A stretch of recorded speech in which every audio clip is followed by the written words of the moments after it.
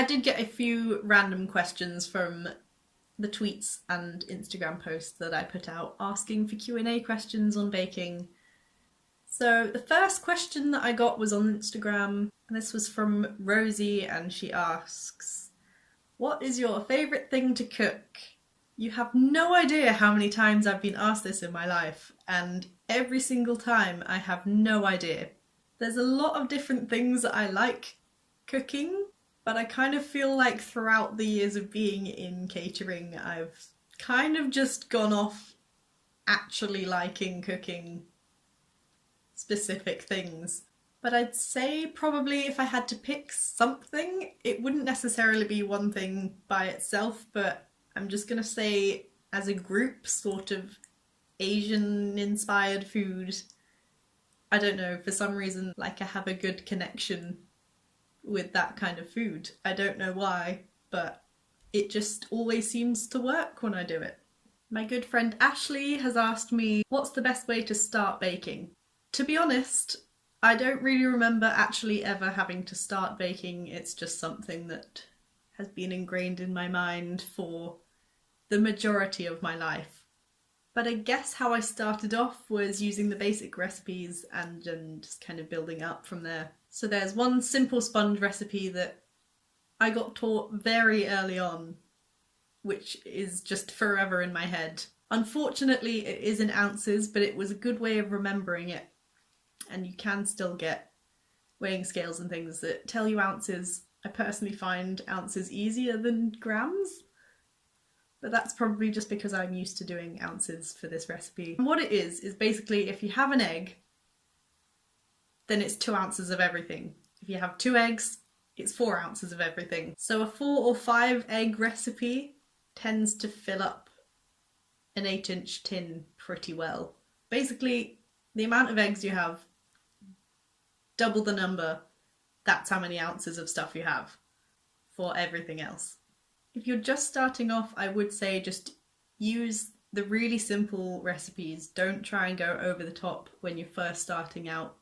As much as you will want to, you've just got to keep practicing it. And if you don't really know what you've done wrong, if it goes wrong, then I'd say Google or YouTube or anyone you know that can cook is a good way to find out what you've done wrong, what you need to improve on. Once you think you've mastered the basic recipes, then move on to adapting the basic recipes. Once you've adapted the basic recipes, then you can move on to the more intermediate recipes and kind of just keep switching between that, and then you will eventually get on to the harder recipes. To be honest, I don't really know what to say about this one because for me, I can't understand why people find baking difficult, but that's probably just because I've grown up with it and I have known what to do for a while. Just get basic recipes, read about different techniques, practice different techniques, just constant research, practice, and you should be able to bake something at least. And sometimes even the simplest recipes are the best.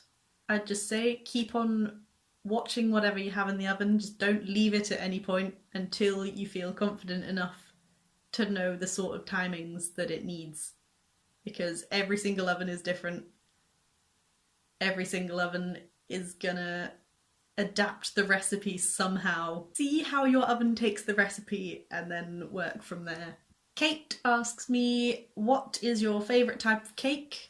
Again, this is one that I've been asked a lot of times and don't really have an answer for, but I'd probably say the one that I tend to crave the most and would usually pick over a different one would be carrot and walnut, or just carrot in general. I actually had a bit of carrot cake before I even filmed this video, so yeah, let's go with carrot cake, as long as it's not got raisins in it.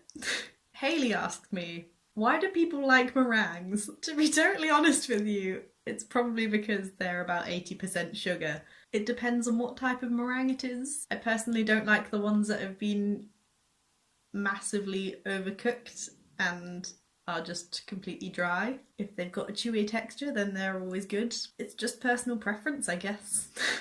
And finally, Mia, aka The Evil Mia on YouTube. You totally need to go and check her out if you're into any sort of gaming promo for Mia's channel. But anyway, so Mia asked me, do you have a secret ingredient in any meals?